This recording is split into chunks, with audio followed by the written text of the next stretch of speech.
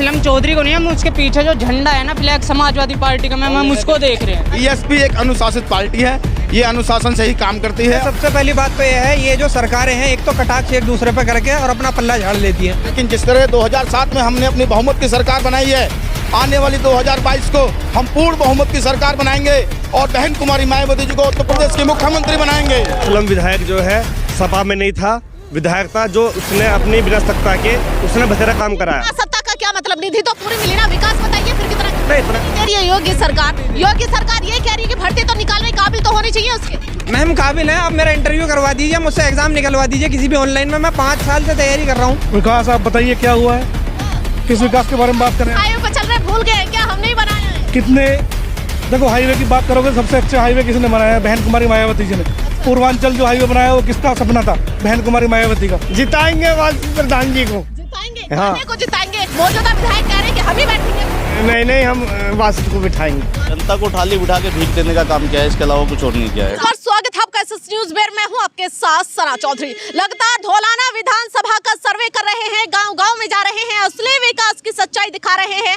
उत्तर प्रदेश में चुनाव नजदीक है, तमाम जनता हमारे साथ है, लेकिन गांव से रूबरू कराते हैं तो धौलाना विधानसभा के कमालपुर गाँव में पहुंचे हैं। कमालपुर के तमाम लोग हैं। भैया कमेंट आ रही थी बड़ी कि कमालपुर में भी आए मैम, कभी विकास कार्य हम बताते कि मौजूदा विधायक ने कितना कराया है, और सत्ता में बैठी जो सरकार योगी सरकार जो आए दिन नारे देती है कि भैया बड़ा विकास कराया है, उपलब्धियां गिनाती है, तो कितना विकास धरातल पे उतारा गया है। सीधा रुख करेंगे। चलिए आपका शुभ नाम जानना चाहिए। मेरा नाम शाह आलम है। शाह आलम जी, तो क्या लगता है कि योगी सरकार ने कितना विकास कराया? विकास तो कुछ नहीं कराया, सिर्फ जुमलेबाजी करी है, उसके अलावा कुछ नहीं कराया। अच्छा, विकास कराया ही नहीं है? विकास कुछ नहीं कराया। अच्छा, योगी सरकार तो कह रही है कि भैया कैसा विकास चाहिए जनता को, हम परेशान हो गए।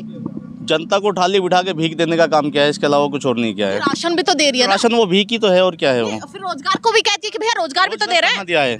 अच्छा बताओ कहाँ दिया है? युवा की अगर बातें करें तो 4.5 लाख सरकारियां नौकरियां दी है। कहाँ मिली है, किसको मिली है? जितने भी युवा थे जो रोजगार पे थे, सब बेरोजगार हो गए। अच्छा, युवा बेरोजगार हो गए। हाँ, युवा बेरोजगार हो गए। इस बार किसको देखने वाले? इस बार या तो बीएसपी सबसे अच्छा विकास करती है। अच्छा, बीएसपी सबसे अच्छा विकास करती है। तो भैया योगी सरकार ये कहती है कि भैया काहे को अपनी वोट खड्डे में डाल रहे हैं, काहे को दूसरी पार्टी की तरफ भाग रहे हैं, विकास हम करा रहे हैं, वोट किसी और को दे रहे हैं। वो तो पगला गए हैं, उनका क्या है? अच्छा, योगी जी पगला गए हैं। हाँ, तो भैया बसपा को लाने की बात कर रहे हैं उत्तर प्रदेश में, जैसे आपका कहना है कि मायावती जी को लाना है, बहन जी को लाना है। धौलाना विधानसभा से बासित जी उतर गए मैदान में। हम बासित प्रधान जीत रहे हैं। अच्छा, जिताएंगे नहीं, जीत रहे हैं, जिताएंगे वासित प्रधान जी को। जिताएंगे, हाँ। को जिताएंगे। मौजूदा विधायक कह रहे हैं कि हम ही बैठेंगे। नहीं हम वासित को बिठाएंगे। वासित को बैठाएंगे। हाँ। देखो मेरा नाम रविंद्र कुमार है, मैं ग्राम प्रधान पति हूँ अहमदपुर नए गाँव से। अच्छा। और जब हम विकास की बात करते हैं तो विकास की बात हम किन मुद्दों पे करते हैं? हाँ। विकास की बात होती है कि आपके परिवार में, आपके पड़ोस में रहने वाले कितने लोगों को रोजगार मिला, कितने लोगों को सामाजिक सुरक्षा मिल रही है। सामाजिक सुरक्षा होने के बाद में जब आप घर से बाहर जा रहे हो तो आपकी बहन बेटी कितनी सुरक्षित है। कितने हमने कांड देखे हैं, हाथरस वाला कांड देखा है आपने कि जो हमारी बहन या हमारी बेटी के साथ हुआ था, उसमें क्या हुआ कि घर वालों को उनकी जो चिता है उसके भी दर्शन नहीं करने दिए, उनकी अंतिम टाइम पे उनके शरीर के दर्शन करने नहीं दिए, उनके पार्थिव शरीर के। योगी सरकार ये कहती है कि जहाँ भी जाते हो यही मुद्दा क्यों खड़ा करते हैं, विकास भी तो देखिए हमारा। विकास आप बताइए क्या हुआ है? हाँ। किस विकास के बारे में बात करें? हाईवे पर चल रहे भूल गए क्या, हम नहीं बनाया है। कितने देखो हाईवे की बात करोगे, सबसे अच्छा हाईवे किसने बनाया है? बहन कुमारी मायावती जी ने। अच्छा। पूर्वांचल जो हाईवे बनाया वो किसका सपना था? बहन कुमारी मायावती का। उन्होंने उसको स्टार्ट किया था, उसके बाद अखिलेश की सरकार में भी स्टार्ट हुआ वो। आगरा एक्सप्रेसवे, ताज एक्सप्रेसवे किसने बनाया है? बहन कुमारी मायावती जी ने। जेवर एयरपोर्ट का सपना किसका था? बहन कुमारी मायावती का। क्यों नहीं बनने दिया? क्योंकि डबल इंजन की सरकार उस टाइम पे नहीं थी, बहन जी की सरकार यहाँ पे थी और केंद्र में सरकार किसी और की होती थी, तो इन लोगों ने उनका जो सपना था उसको पूरा नहीं होने दिया। अभी हम बात करते हैं कि उत्तर प्रदेश को 4 भागों में डिवाइड करने की, तो वो सपना किसका है? सबसे पहला सपना बहन जी का है, लेकिन अभी तक उसको धरातल पर लेके नहीं आ पाए। लेकिन हो क्या रहा है, आप सब देख रहे हो चारों तरफ। हमारे गाँव में कम से कम आप बात करोगे तो 500 लोग ऐसे हैं जो BA BSc या BCom करके पढ़े हुए हैं। कहाँ रोजगार मिला उनको? अच्छा, किस रोजगार की बात कर रहे हैं, किस विकास की बात कर रहे हैं? विकास के पैमाने क्या है? शिक्षा, सुरक्षा, आपकी चिकित्सा, रोजगार। योगी सरकार के सब दे तो रहे हैं, ये काहे को लोग इतना बोल रहे हैं? सरकार ये भी कहते हैं, जो सच्चाई बता देता कह देती है कि भैया विपक्षी है वो सब। देखो विपक्षी की बात नहीं है, बात है कि जो हमारा सामाजिक ढांचा है वो कैसे बना हुआ है। जब तक हमारा सामाजिक ढांचा है, हमारे गांव के, हमारे आस पड़ोस के लोग ये नहीं सोचेंगे कि हमें क्या ज़रूरतें क्या है हमारी बेसिक, शिक्षा, रोजगार, ठीक है, चिकित्सा, बिजली, पानी, सुरक्षा, जब तक हम इन मुद्दों पे बात करना नहीं सीखेंगे, जब तक हम जात पात की राजनीति करते रहेंगे, जब तक ये जात पात की राजनीति करते रहेंगे, तब तक क्या होगा, विकास होगा नहीं। फिर से आएंगे। हाँ, आपका शुभ नाम क्या है? मेरा नाम दुष्यंत प्रधान है।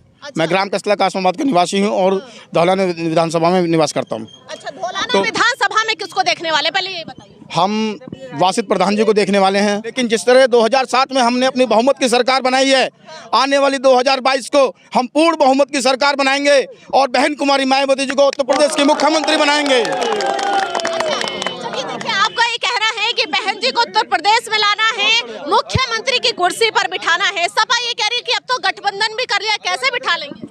ये उनकी भूल है, कोई गठबंधन नहीं है, सब गठबंधन 10 तारीख के बाद में टूट जाएंगे। ये सबसे पहली बात तो ये है, ये जो सरकारें हैं एक तो कटाक्ष एक दूसरे पे करके और अपना पल्ला झाड़ लेती हैं। अच्छा, कि इस सरकार ने ये किया, इस सरकार ने वो किया। अरे आप क्या कर रहे हो, सबसे पहले आप बताइए। मैम 5 साल हो गए तैयारी करते करते, किसी भी कंपटीशन की तैयारी करते हैं।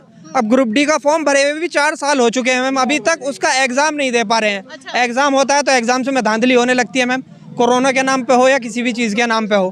तो मैम बहुत ज़्यादा परेशान है। कोई भी सरकार है एटलीस्ट हमारी ये बात तो पहुँचाए। अरे कम से कम युवा जो तैयारी कर रहे हैं उन्हें कोई उन्हें मौका तो दीजिए, कम से कम एग्जाम तो कराइए। नहीं दे रही है योगी सरकार। योगी सरकार ये कह रही है कि भर्ती तो निकालने काबिल तो होनी चाहिए उसके। मैम काबिल है, आप मेरा इंटरव्यू करवा दीजिए, मुझसे एग्जाम निकलवा दीजिए किसी भी ऑनलाइन में। मैं 5 साल से तैयारी कर रहा हूँ, किसी भी वैकेंसी पे इन्होंने कोई डिसीजन ही नहीं लिया है। तो काबिलियत किसी की कब चेक की जाती है, किस आधार पर आप काबिलियत चेक करोगे? आपने एग्ज़ाम डिक्लेयर किया, एग्ज़ाम के फॉर्म भरे गए, एग्ज़ाम के फॉर्म भरने पे क्या होता है, जैसे बच्चे एग्ज़ाम देने जाते हैं उसके आधे घंटे में आपका पेपर लीक हो जाता है।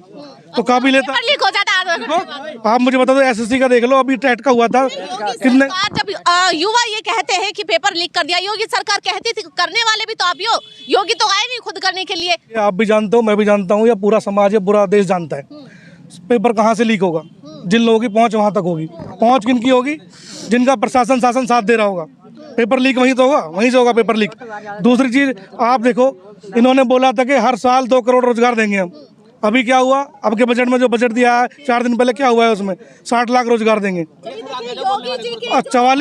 44 लाख या 44 करोड़ रुपए का इन्होंने बोला है कि 80 लाख मकान बनाएंगे। अगर आप उसको डिवाइड करो तो 55,000 रुपये आते हैं। 55,000 में कौन सा मकान बना दोगे आप? आंकड़े के साथ आप बातें कर रहे हैं, तो इस बार उत्तर प्रदेश में क्या होने वाला है ये बड़ा सवाल है। थोड़ा आगे आ जाए, पीछे युवा खड़े हुए हैं, युवा पीछे कैसे रह गए? युवा तो देश का फ्यूचर है ना। बताइए शुभ नाम क्या है? रोबिन। रोबिन जी, तो क्या लगता है योगी सरकार कैसे लगी? योगी सरकार में मतलब कोई खास विकास नहीं हुआ, कोई काम नहीं हुआ। एक मतलब खाम-खा के महंगाई हो गई, सिलेंडर महंगा हो गया, पेट्रोल डीजल महंगा हो गया, इतनी महंगा हुए, रोजगार है नहीं जनता को, पब्लिक को, बेरोजगार सड़क पर लोग घूम रहे हैं।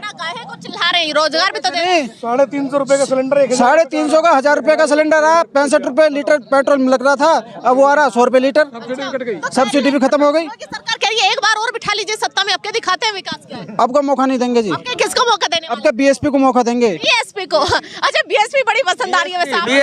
बीएसपी मैम, नाम क्या है वैसे? सुशील कुमार। सुशील जी, आप भी बीएसपी को पसंद करते जी, बीएसपी को पसंद करता हूँ। कह रहे हैं कि भैया सुशील तो हमारी तरफ है। नहीं जी, मैं बीएसपी के साथ हूँ। योगी जी की गलत फहमी। समाज पार्टी बहन जी बहुत अच्छा शासन रहा, बहुत अच्छा विकास करा। अनुशासित पार्टी है, बीएसपी एक अनुशासित पार्टी है।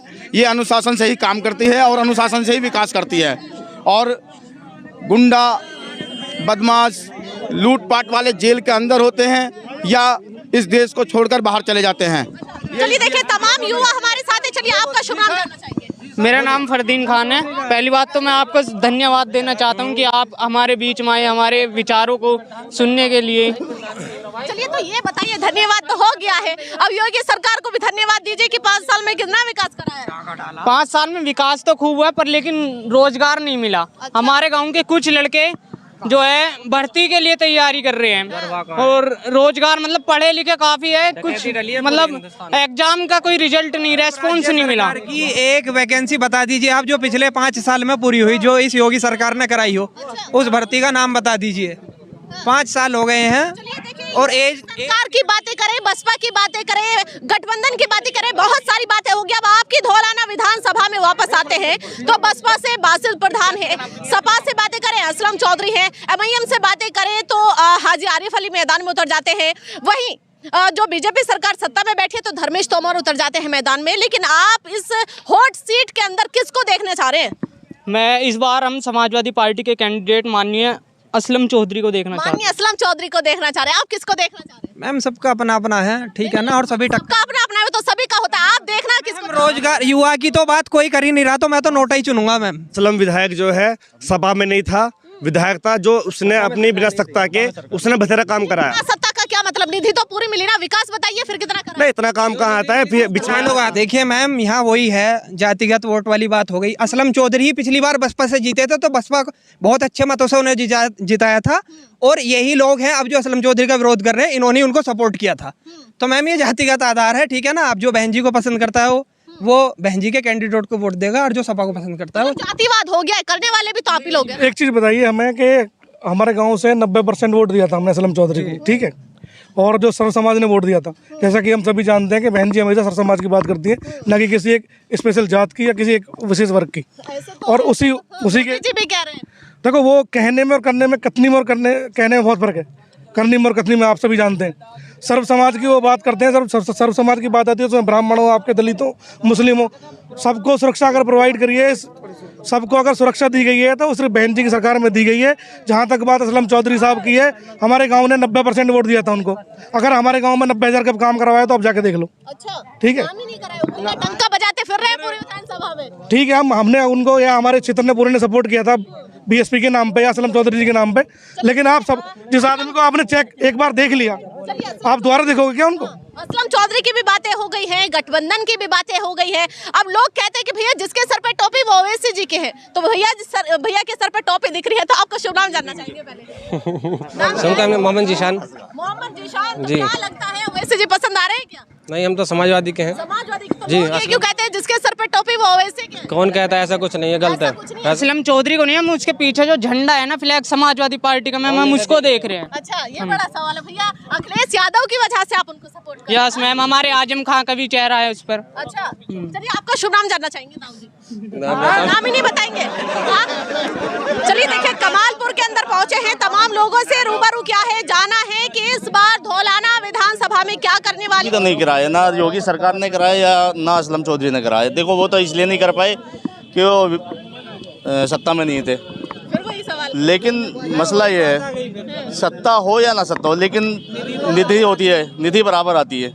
उन्होंने किसी भी गांव में, धौलाना विधानसभा के किसी गांव में जीतने के बाद वापस नहीं गए। अच्छा, ठीक है, आए नहीं किसी भी गांव में। धौलाना विधानसभा के कमालपुर गांव में आज पहुंचे हैं, लोगों से रूबरू क्या है, विचार जाने हैं और जाना है कि धौलाना विधानसभा की बातें करें, उत्तर प्रदेश की बातें करें कि सत्ता में किसको बिठाने वाले हैं। चुनाव नजदीक है, हलचलें तेज हैं, पार्टियों की नींदें उड़ रही है, जनता कंफ्यूज है कि वोट किसको दे। और ऐसी तमाम खबरें देखने के लिए एसएस न्यूज चैनल को देखते रहिए। मैं सना चौधरी, कैमरामैन रेहान के साथ।